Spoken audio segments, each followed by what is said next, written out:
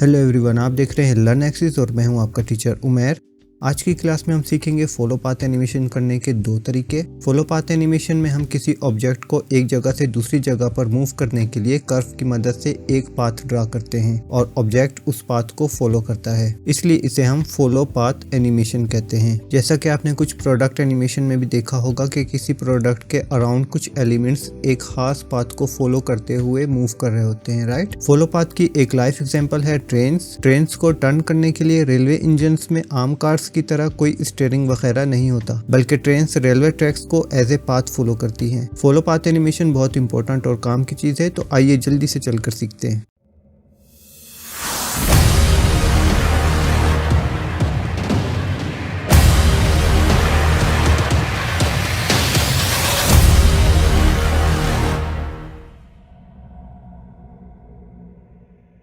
तो सबसे पहले मैं यहाँ अपना कैमरा और लाइट शिफ्ट की मदद से सेलेक्ट करके X प्रेस करूँगा और डिलीट कर दूंगा, राइट। उसके बाद मैं जाऊँगा 7 प्रेस करके टॉप व्यू में, क्योंकि हम यहाँ पे यूज़ करने वाले हैं कर्व, और कर्व मैं आपको ऑलरेडी अपनी कर्व वाली क्लास में बता चुका हूँ कि आप टॉप व्यू में उसको अगर एडिट करेंगे तो बहुत ईजिली एडिट हो जाएंगे, राइट। तो हम टॉप व्यू में आ गए और मैं यहाँ से मूव टूल लेके इस ऑब्जेक्ट को या इस क्यूब को थोड़ा सा साइड पे कर लेता हूँ और यहाँ ऐड पे जाके मैं एक बेजियर कर्व ऐड करूँगा और इसको कर लेते हैं थोड़ा सा स्केल अप, ठीक है। इस तरह आप चाहें तो इसको एडिट भी कर सकते हैं। टैब प्रेस करें और एडिट मोड में चले जाएं और जिस सेगमेंट को आपने एक्सट्रूड करना है उसको सिलेक्ट करके ई प्रेस करेंगे। तो मैंने आर्जी तौर पे आपको जस्ट एग्जांपल देने के लिए ये एक सिंपल सा कर्व पाथ ड्रा कर लिया है, राइट। अब मैं वापस आ रहा हूँ अपने ऑब्जेक्ट मोड में। आप कर्व को यूज़ करके किसी भी तरह का एक पाथ डिज़ाइन कर सकते हैं, जो भी आपकी रिक्वायरमेंट हो, जिस तरीके से आपने अपने ऑब्जेक्ट को उस पाथ के ऊपर मूव करवाना हो। और यहाँ पे मैं यूज़ कर रहा हूँ एक क्यूब, इसको मैं S प्रेस करके थोड़ा सा स्केल डाउन कर लूँगा इस तरह, क्योंकि पाथ हमारा छोटा है तो ये बहुत बड़ा लग रहा है इसके साथ। उसके बाद अब हमने सिंपल काम क्या करना है कि मैं आ रहा हूँ वापस टॉप व्यू में। मैं चाहता हूं कि ये जो हमारा क्यूब है ये मूव करे लेकिन इस पाथ को फॉलो करे, ठीक है। जैसे कि एक ट्रेन होती है और वो रेलवे लाइंस को या रेलवे ट्रैक्स को फॉलो करते हुए आगे बढ़ती है, तो मैं चाहता हूं कि सेम उसी तरह ये क्यूब जो है एक ट्रेन की तरह इस पाथ को फॉलो करता हुआ स्टार्ट से एंड तक चला जाए, ठीक है। तो उसको करने का आसान तरीका ये है कि मैं यहाँ से क्यूब सेलेक्ट करूँगा और क्यूब सेलेक्ट करने के बाद मैं आ जाऊँगा यहाँ पे ऑब्जेक्ट डेटा प्रॉपर्टी में और यहाँ पे मैं आऊँगा इस कॉन्स्टेंट प्रॉपर्टीज़ में, ठीक है। कॉन्स्टेंट के ऊपर मैं जैसे ही क्लिक करूँगा यहाँ पे आपको कुछ ऑप्शन नज़र आएगा, एक ड्रॉप डाउन मेन्यू, इसके ऊपर क्लिक करेंगे और यहाँ पे बहुत सारे ऑप्शंस आपको देखने को मिलेंगे, ठीक है, जो कि हम आगे चल के सीखेंगे डिटेल में। लेकिन फिलहाल आज की क्लास में हम सीखने वाले हैं फॉलो पाथ, ठीक है। इस फॉलो पाथ के ऊपर हमने क्लिक कर देना है और इसके बाद आपको यहाँ पे नज़र आ रहा है टारगेट में आपने सेलेक्ट करना है अपना वो कर्व पाथ जो आपने ड्रा किया है कर्व की हेल्प से। टारगेट चूज करने के लिए आप चाहें तो इस आई ड्रॉपर के ऊपर क्लिक करके आप इस कर्व के ऊपर क्लिक कर सकते हैं और इसको सिलेक्ट कर सकते हैं, और इसको वापस हटाने के लिए आई ड्रॉपर को आप राइट क्लिक करेंगे, राइट। जैसे आप राइट क्लिक करेंगे आई ड्रॉपर हट जाएगा।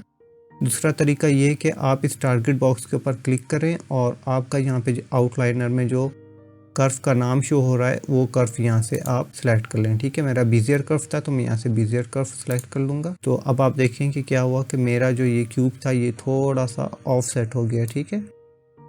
मैं इसको वापस यहाँ से मूव टूल की हेल्प से इसको यहाँ पे ले आऊँगा, अदरवाइज ये इसको पाथ को फॉलो नहीं करेगा, ठीक है, ठीक से। और एक बात और याद रखें कि आपका जो ये पाथ है फॉलो पाथ एनिमेशन, ये आपके ऑब्जेक्ट के ओरिजिन के अकॉर्डिंग मूव करता है, ठीक है। तो मैं यहाँ से एक्सरे मोड लूँगा और इसका ओरिजिन जो है वो पाथ के साथ थोड़ा सा ऐसे मैच कर लूँगा, ठीक है, ताकि ये परफेक्टली इसके साथ मूव करे। अब हमने क्या करना है कि यहाँ पे बहुत सारे ऑप्शंस आपको नज़र आ रहे हैं। ये ऑफ सेट है, ठीक है, ऑफ सेट, ये देखें ये ऑफ सेट करने के लिए है। लेकिन फ़िलहाल हम आज की क्लास में क्योंकि बेसिक एनिमेशन है तो हम सिर्फ बेसिक चीज़ें ही सीखेंगे, ठीक है।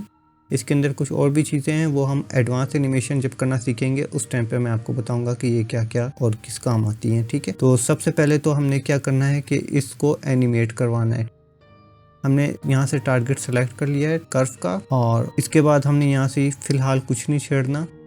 हम सिंपल आएंगे अपने टाइम लाइन के फ्रेम नंबर 1 के ऊपर। ठीक है, आपका CTI जो है वो फ्रेम नंबर 1 पे होना चाहिए, और यहाँ पे सिंपल आके आपने क्लिक कर देना है एनिमेट पाथ के ऊपर।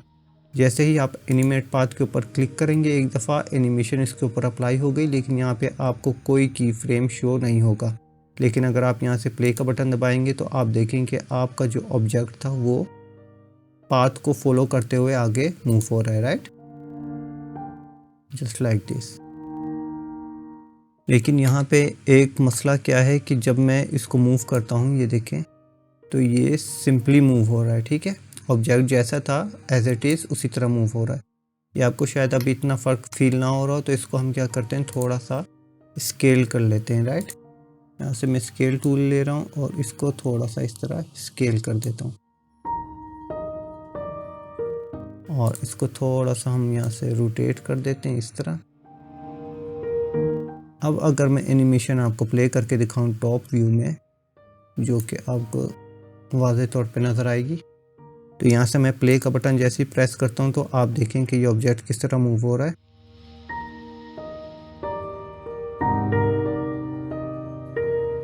ये सिर्फ पाथ को फॉलो कर रहा है। ठीक है, लेकिन ये अभी पाथ को प्रॉपर तरीके से फॉलो नहीं कर रहा। मैं चाहता हूँ कि जब मेरा ऑब्जेक्ट पाथ को फॉलो करे तो वो ऑटोमेटिकली रोटेट भी हो और अपना एंगल पाथ के अकॉर्डिंग सेट कर ले। ठीक है, उसके लिए आपने क्या करना है कि सिंपल यहाँ इसकी कांस्टेंट प्रॉपर्टीज़ में आके इस फॉलो कर्व वाले बॉक्स को चेक कर देना है। ठीक है, इसको आप जैसे ही चेक करेंगे तो अब आपका जो ऑब्जेक्ट है वो इस पाथ को फॉलो करेगा। इसको दोबारा थोड़ा सा रोटेट कर लेते हैं ताकि इसकी डायरेक्शन जो है वो कर्व के साथ टैली हो जाए। तो अब अगर मैं इसको प्ले करूँगा तो अब आप देखिएगा कि ये कैसे एनिमेट होता है। अब मैं प्ले का बटन जैसे ही प्रेस करूँगा, अब आप देखें कि ये बिल्कुल परफेक्टली मूव कर रहा है, राइट। ये देखें, बिल्कुल परफेक्टली मूव कर रहा है अपने पाथ के अकॉर्डिंग, और अपने पाथ के अकॉर्डिंग ही ये ऑब्जेक्ट की डायरेक्शन को चेंज कर रहा है या रोटेट कर रहा है। उम्मीद है यहाँ तक आपको ये बेसिक फॉलो पाथ एनिमेशन की कहानी समझ में आई होगी। लेकिन इसमें अब एक मसला ये है कि यहाँ हमें टाइम लाइन में कोई की फ्रेम शो नहीं हो रहे। एक मसला तो ये, ठीक है। दूसरा मसला ये है कि ये एनिमेशन जो है आप देखें कि ये कंटिन्यूसली चल रही है और हमारा जो ऑब्जेक्ट है वो पाथ ख़त्म होने के बावजूद टाइम लाइन से बाहर निकल जाता है, ठीक है, या सीन से बाहर निकल जाता है। तो इसको कैसे फिक्स करना है? इसको फिक्स करने के लिए आपने आना है इस कर्व के अंदर, ठीक है। इस कर्व को आपने सेलेक्ट करना है और यहाँ आपको नज़र आएंगी कर्व की कुछ प्रॉपर्टीज़, इसके ऊपर आपने क्लिक करना है। कर्व की ऑब्जेक्ट डेटा प्रॉपर्टीज़ के अंदर जब हम कर्व की क्लास पढ़ रहे थे उस वक्त हमने एक ऑप्शन यहाँ पे छोड़ दिया था पाथ एनिमेशन का, और मैंने आपसे कहा था कि जब हम एनिमेशन करना सीखेंगे उस टाइम मैं आपको बताऊंगा। तो आज की क्लास में मैं आपको ये बताता हूँ कि यहाँ से आपने क्या करना है कि आपने अगर इसकी स्पीड को चेंज करना है, ठीक है, फास्ट करना है या स्लो करना है, तो आपको यहाँ पे फ्रेम्स लिखा नज़र आ रहा है, ठीक है। इस फ्रेम्स की क्वांटिटी को आप जितना कम करेंगे यानी जितना डिक्रीज करेंगे आपका ऑब्जेक्ट उतना फास्ट मूव करेगा, ठीक है। यानी आपके ऑब्जेक्ट की एनिमेशन की स्पीड उतनी ज़्यादा इंक्रीज होगी जितने आपके फ्रेम्स की तादाद कम होगी, और अगर आप इस फ्रेम्स की तादाद को बढ़ा देंगे तो आपके ऑब्जेक्ट की स्पीड कम हो जाएगी। फॉर एग्जांपल यहाँ पे इस वक्त 100 है, मैं इसको करता हूँ 50, और अब अगर मैं इसको प्ले करूं तो आप देखें कि थोड़ी सी फास्ट हो गई। अगर मैं इसको मज़ीद कम कर दूं, 30 कर दूं, तो ये मज़ीद फास्ट हो गई।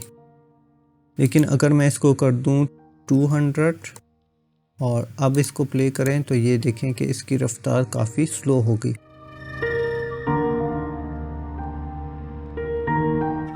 तो अगर आप इस फर्स्ट मेथड को यूज़ करके किसी ऑब्जेक्ट के ऊपर फॉलो पाथ एनिमेशन अप्लाई करते हैं तो आप उसकी स्पीड को यहाँ से इजीली कंट्रोल कर सकते हैं, राइट। अब देखते हैं कि ये जो एनिमेशन हमारी एंड होने के बजाय ऑब्जेक्ट हमारा जो है पाथ से भी आगे निकल जाता है, इसको कैसे हमने फिक्स करना है। तो आपने यहाँ स्पीड के लिए जितने फ्रेम्स भी रखे होंगे आपने यहाँ पे अपनी फ्रेम रेंज भी उतनी सेलेक्ट करनी है। फॉर एग्जांपल यहाँ पे अभी फ्रेम्स 200 है तो हम यहाँ से एंड रेंज जो है फ्रेम की या एनिमेशन की वो भी 200 ही रखेंगे। ठीक है, अब अगर हम इसको प्ले करके देखें तो ये कुछ इस तरीके से प्ले होगा।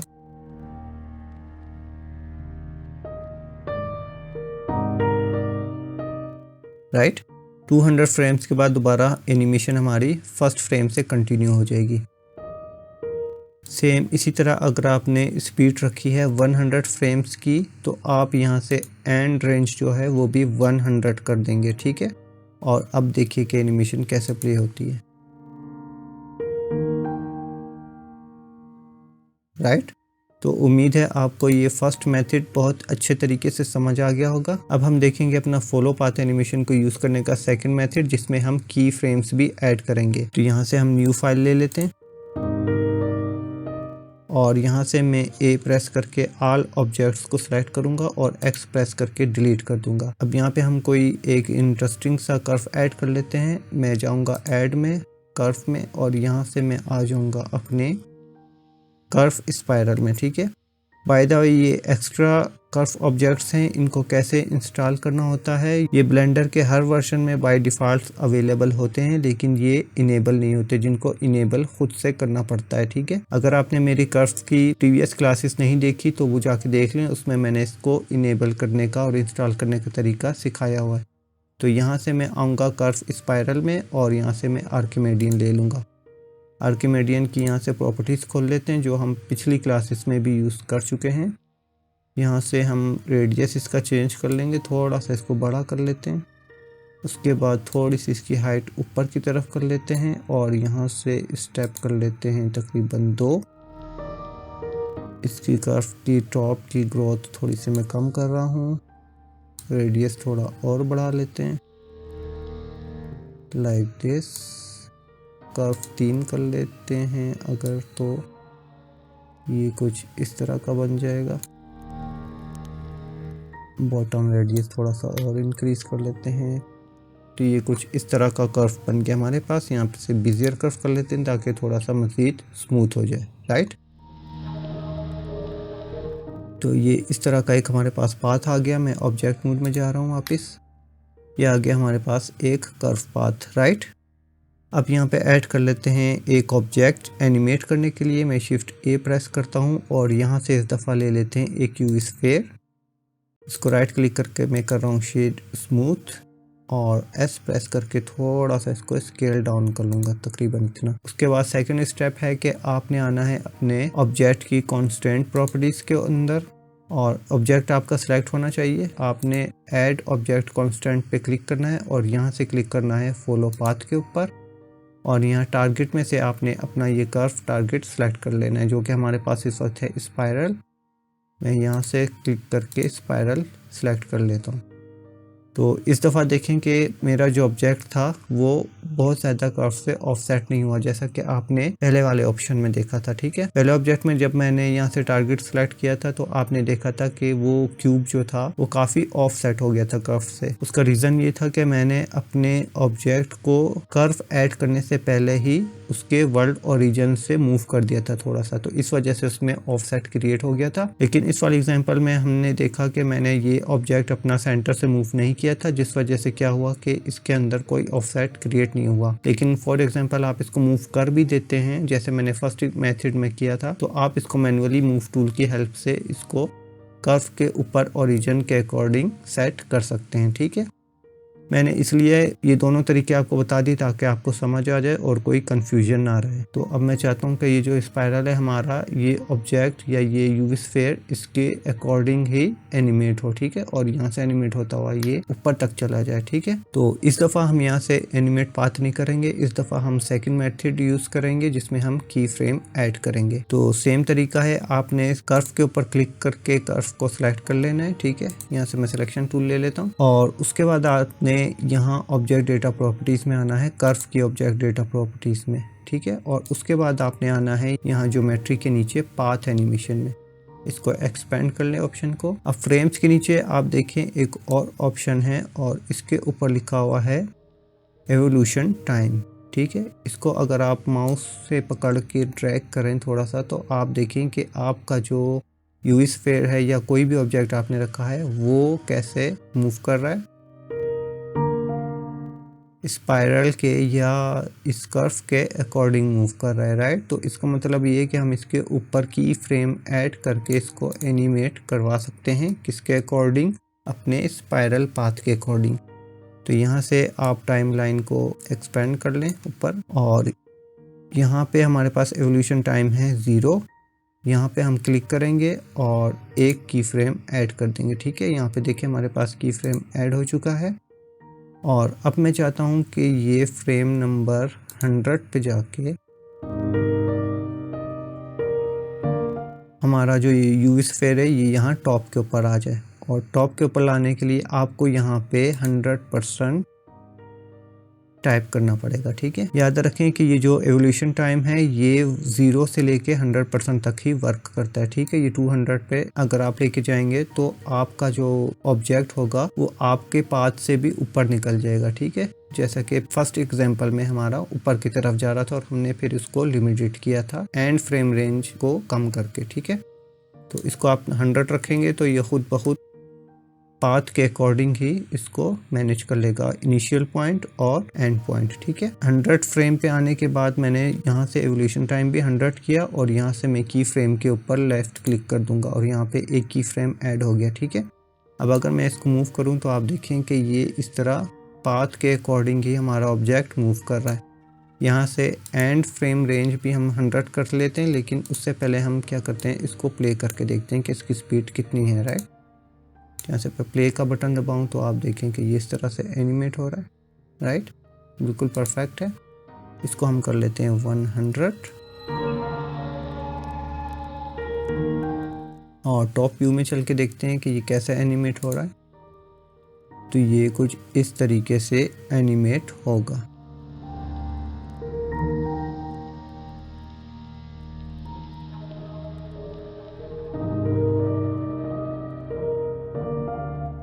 आप चाहें तो इसके ऊपर मटेरियल्स वगैरह भी अप्लाई कर सकते हैं, आप कुछ भी बना सकते हैं, आप फॉलो पाथ एनिमेशन को कहीं भी यूज़ कर सकते हैं। ये बहुत पावरफुल चीज़ है और प्रोडक्ट एनिमेशन में ख़ास तौर पे आपके काम आएगी। इसके अलावा कार एनिमेशन के लिए, या आपने ट्रेन्स वगैरह चलते हुए दिखानी है, या आप करैक्टर एनिमेशन के लिए भी पाथ एनिमेशन को यूज़ कर सकते हैं, जो कि हम आगे चल के सीखेंगे जब हम करैक्टर्स को बनाकर उनकी रिगिंग करना और उनको एनिमेट करना सीखेंगे, राइट। तो ये थी फॉलो पाथ एनिमेशन की छोटी सी क्लास, जिसमें मैंने आपको फॉलो पाथ एनिमेशन अप्लाई करने के 2 तरीके बताए। जिसमें फर्स्ट मेथड में हमने सिर्फ फॉलो पाथ को ऐड करके और एनिमेट पाथ को यूज़ करके ऑटोमेटिकली एनिमेशन को ऐड किया, और सेकंड मेथड में हमने मैनुअली की फ्रेम्स को ऐड करना सीखा और फॉलो पाथ एनिमेशन को अप्लाई किया। उम्मीद है आज की क्लास आपको समझ आई होगी। अगर कुछ भी समझ ना आया हो तो आप कमेंट करके पूछ सकते हैं, या मेरे फेसबुक ग्रुप में सवाल लिख के डाल सकते हैं। वीडियो अच्छी लगी तो लाइक ज़रूर करें, और इस कोर्स को ज़्यादा से ज़्यादा फेसबुक पर दोस्तों के साथ शेयर करें। मिलते हैं नेक्स्ट क्लास में।